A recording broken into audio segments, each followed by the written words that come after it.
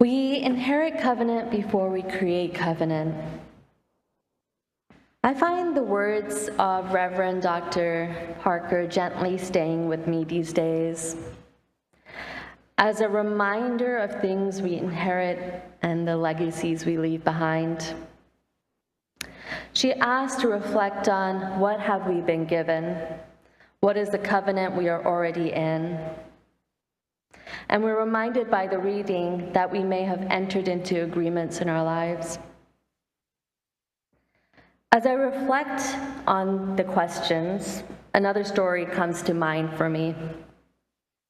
I've shared this story before with you when I spoke to your congregation virtually in 2021. My family of 5 migrated to the US in 1998. 10 years later, after helping with a family business while going to high school and college, as did my brothers, we found out only 4 of us were given our citizenships. My middle brother was all of a sudden undocumented and given around 60 days to move out of the country. But he stayed here to finish his undergraduate education. Unfortunately, a few months later, he was pulled over while driving and arrested for being undocumented. When my brother was arrested as an undocumented person, he was transferred to a detention center in Youngstown, Ohio, many, many miles away from us. My family lived in fear for those 2 weeks because we weren't able to communicate with him and we weren't told what happened to him.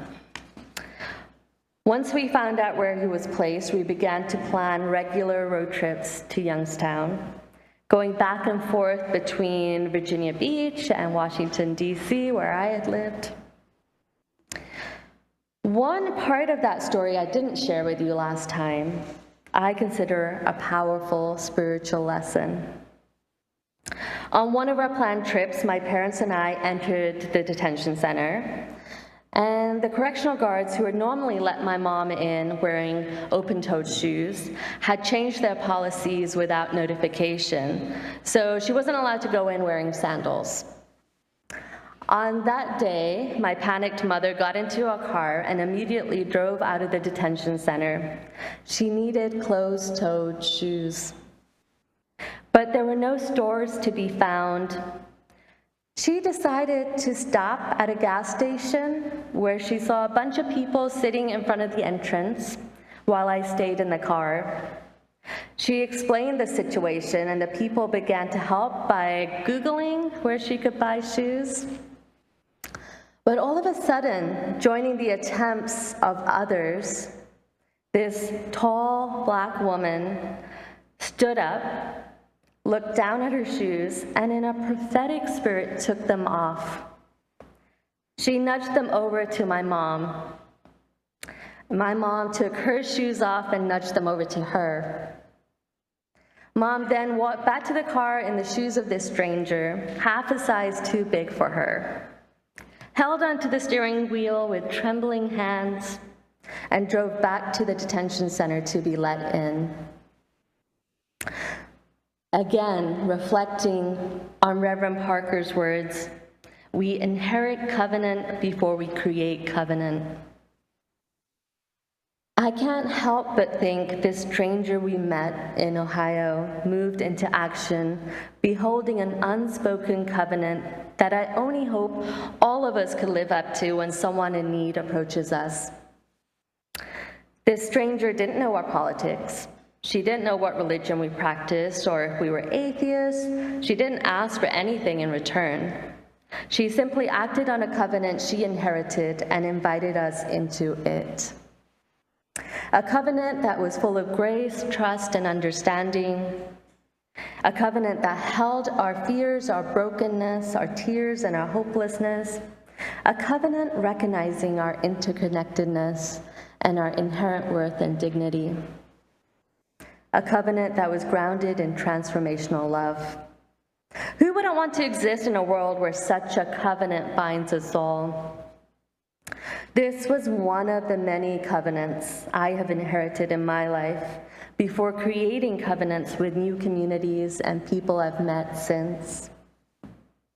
As you reflect on this story, Please join me for a moment of reflection with a video slideshow.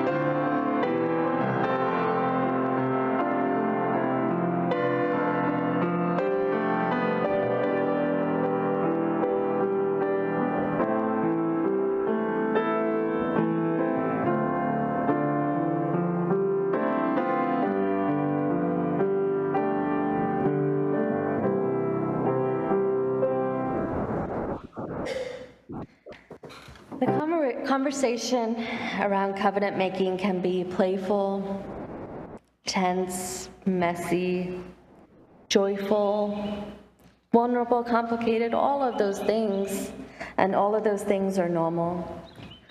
But I find people get stuck on making it perfect, or creating a covenant where people have to live up to this ideal of perfectionism.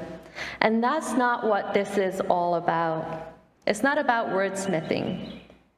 It's about the deeper promise you are committing to hold yourselves to when things get hard. It's about moving past shame and fear and being vulnerable, like offering to switch shoes with a stranger in need or asking for help in the first place.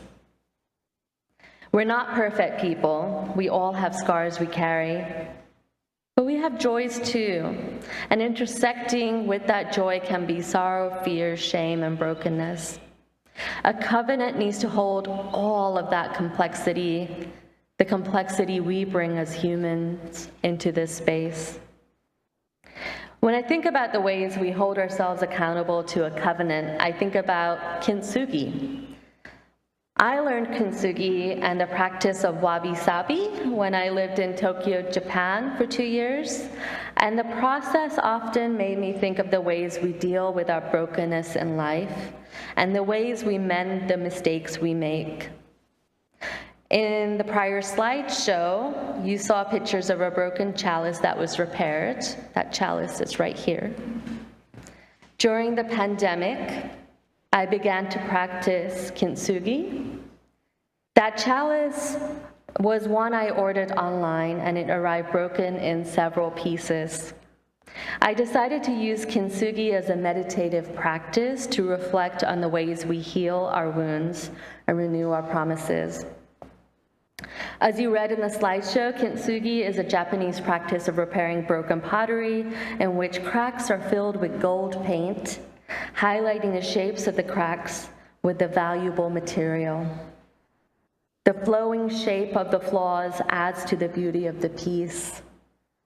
The technique was developed accidentally when 15th century shogun Ashikaga Yoshimasa broke his favorite tea bowl. He sent it to China to be repaired and was disappointed it came back stapled together. Andrea Fontanavi tells us local craftsmen came up with a solution. They filled the cracks with a golden lacquer, making the bowl more unique and valuable. The repairer elevated the fallen bowl back to its place as Shogun's favorite and prompted a whole new art form. This method transforms the artifact into something new, making it more rare, beautiful, and storied than the original. Another author, Laura Casely, writes in her article, "Broken Plates Get a New Meaning with Kintsugi, the art of finding beauty in flaws," that behind Kintsugi is a spiritual philosophy, wabi-sabi, or the embracement of imperfection. A much-used, well-worn object, for example, is considered beautiful for its history and for how it's been useful. The cracks signify an event in the life of this bowl, the way a scar or a laugh line might signify an event in a person's life. The cracks in a dish are considered something to celebrate, not something to hide. It reminds us that things we think are flaws, like scars, blemishes, wrinkles, or other signs of our own wear and tear, are actually signs of our unique growth and stories. From Kintsugi, I learned we should all enter into co-creating covenants humbly, knowing we will make mistakes and we will break promises. Think of covenants like a broken chalice, and think of the work of repairing covenant as gluing the pieces back together using intentional practice, knowing you have to hold still for some time until the pieces stick together and can hold themselves up without support. That's what it's like into entering a conversation after we make a mistake and break a promise. Leaning into that difficult conversation, moving past the shame and fear that may be hindering us, and perhaps having someone there to help us enter back into right relationship. We enter into conversation acknowledging the ways we broke the promise and hope to mend the relationship until it is able to hold itself back together again. After some time, when the glue dries, we paint the cracks of the once broken promise in gold, symbolizing the ways we renewed our promises to each other and deepened relationship. As a result, our covenant becomes more rare, beautiful, and storied than the original. This is spiritual and restorative work. Valerie Brown writes in her book, Hope Leans Forward, Teachings from a Black Buddhist and Quaker, to be in community is an act of vulnerability, to risk being misunderstood for the sake of understanding.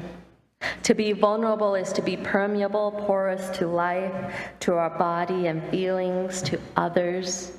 Rather than standing apart and distant, we allow ourselves to be affected, to be open, and to connect. Community asks that we risk breaking our heart open, that we risk speaking and trusting. Brown goes on to say how being in community means to also be vulnerable enough to practice repairing harm and mistakes. The heart of brokenness is not a weakness, but instead that vulnerability is something essential in our communities. The chalice I repaired using Kintsugi is right here, and I invite Ruth to help me light the candle it holds. Friends, may this flame represent the ways we enter into engaging our covenants by being vulnerable, taking risks. May we have the courage and willingness to commit to the alchemy and practice of accountability. May we welcome all our brokenness and our wholeness to the ways we engage. May we tenderly hold each other in complexity and allow the covenant that holds us all to make us resilient. May it be so. Please rise in body or spirit to join me in singing hymn 10.